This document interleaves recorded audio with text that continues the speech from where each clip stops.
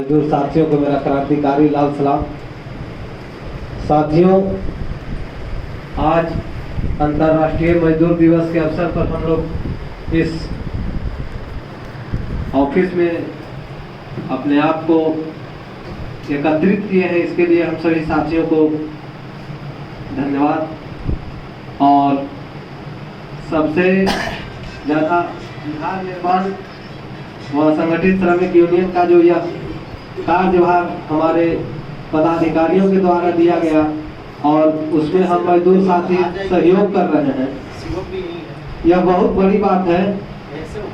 आज के इस कठिन दौर में जहां एक तरफ पूंजी की हौर लगी हुई है, लोग एक पैसा से दो पैसा बनाने के फेरा में बेचैन हैं। उन्हें जब यह बात पता चलता है कि हम मजदूर को कल यूनियन के लिए छुट्टी लेना पड़ेगा, तो वह बोल नहीं पाते, लेकिन अंदर से इतना गर्म हो जाते हैं, इतना मने उनको तो लगता है कि अब हम करें तो क्या करें। अगर बोल देते हैं कि नहीं जाएंगे तो 100 को सवाल कर देगा फिर भी।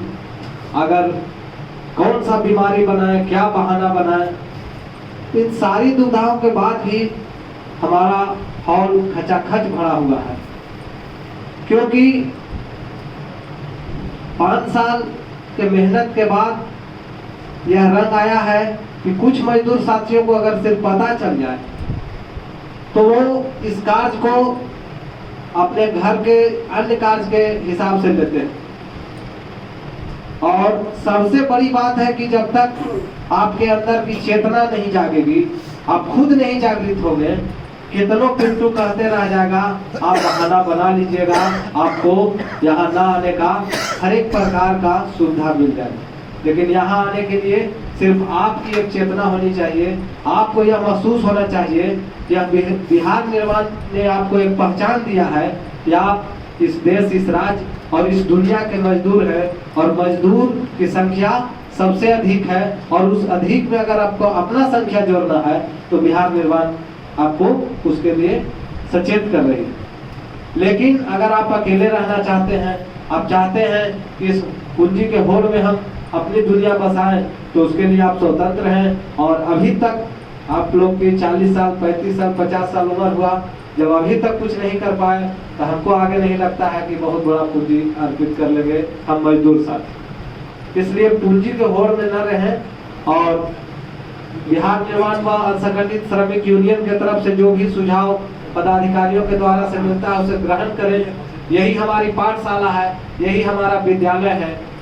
और जैसा कि साथी एमके ने कहे कि हमें अपने विचार परिवारों में देना पड़ेगा, अपने साथी संगति में देना पड़ेगा कि हमारा विचार क्या है। ठीक है, हमारे साथी, हमारे पिताजी, हमारे माता बहन का विचार धार्मिक हो सकता है, लेकिन हमारा विचार क्या है? अगर वो हमें बता रहे हैं कि हम धार्मिक हैं, हम पूजा करेंगे, हम शादी विवाह में जाएंगे, तो हम भी बताएंगे कि मेरा ये पूजा है, हमारा ये धर्म है और हम इस विचार के आदमी हो चुके हैं। अगर हमको एक्सेप्ट करते हैं तो हम आपके साथ हैं, और नहीं तो आप अपने रास्ते पर हैं, हम अपने रास्ते पर हैं। आप कहिएगा बरियरी की आज मरनी हो गया, तुमको बाल बढ़वा लेना पड़ेगा। हम कहेंगे कि मेरा प्रोग्राम है, उसमें आपको चलना पड़ेगा। जब आप इसके लिए बात नहीं है तो हम बात क्यों? जब इस तरह से टकराव घर में, परिवार में, समाज में होते रहेगा, तो एक दिन सही में यह बात आ जाएगी, यह नेता है, यह हम लोग की बात नहीं सुनेगा। आप अपने समाज से पहले नेता बनिए। आज का जो दिन है हमारे लिए बहुत ही कष्टदायक। हम 4 दिन से अपने गाय को लेकर के बहुत परेशान। हमें नहीं लग रहा था कि हम इस सभा में पहुंच पाएंगे। रात्रि के 1 बजे हम डॉक्टर साहब को फोन किए कि हमारी अति जिज्ञासा है कि हम इस कार्यक्रम में भाग ले, लेकिन गाय का जो स्थिति है वो हमको मजबूर कर रहा है। बोले कि हम आपकी भावनाओं को समझते हैं और सुबह 7 बजे आप हमसे बात कीजिए, जो भी कंडीशन होगा उस पर निर्णय लिया जाएगा।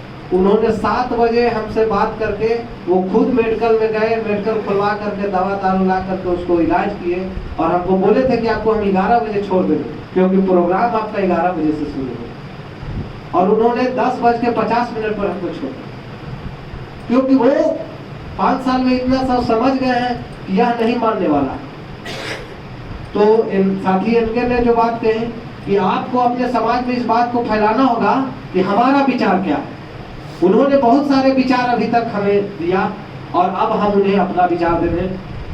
कुछ साल कुछ समय लगेगा, 10 साल 15 साल, लेकिन उन्हें पता चलेगा कि इसका विचार अलग है। कल जब हम बाजार से दवा लेकर के आ रहे थे तो हमारे कुछ चहीते लोग, कुछ मुखिया के लोग मीसा भारती आ रही थी। चूंकि मैं जाति से यादव हूँ इसलिए मुझे कॉल किया गया कि पिंटू जी जरा सा आइए ना, मीसा भारती आ रहे। अभी उससे हमको क्या फायदा है? तुमको नहीं पता है कि कल 1 मई है, हम उसके तैयारी में लगे हुए हैं। मीसा भारती 1 मई के लिए प्रचार करेगी।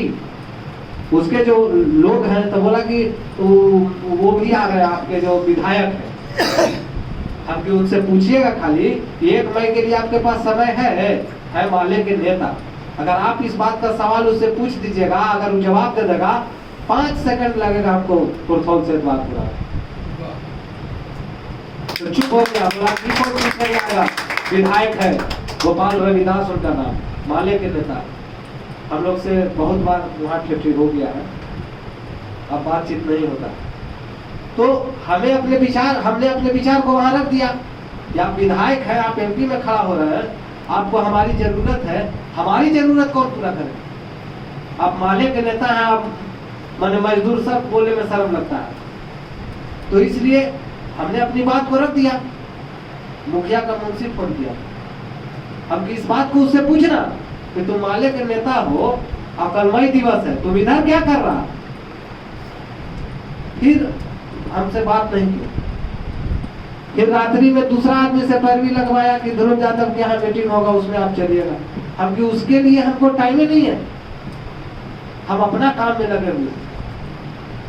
और सही चीज है, जितना हमरे को इस बात का ध्यान है कि हमारा प्रोग्राम है उसमें हम नहीं जा पाएंगे, हमारे साथी लोग कैसे पहुंचेंगे, तो उसमें हमको नहीं ध्यान है। कौन आ रही है, कौन एमपी बनेगा, कौन क्या होगा। पहले हमारा 1 मई का जो प्रोग्राम है वो तो सफल।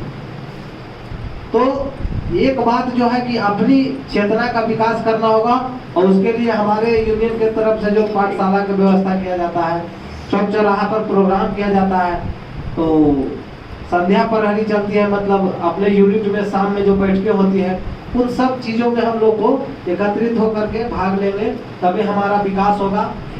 और मई दिवस पर हमारे साथी महासचिव ने बहुत अच्छी तरह से बात को रख दिया, इसलिए उसी बात को दोहराना।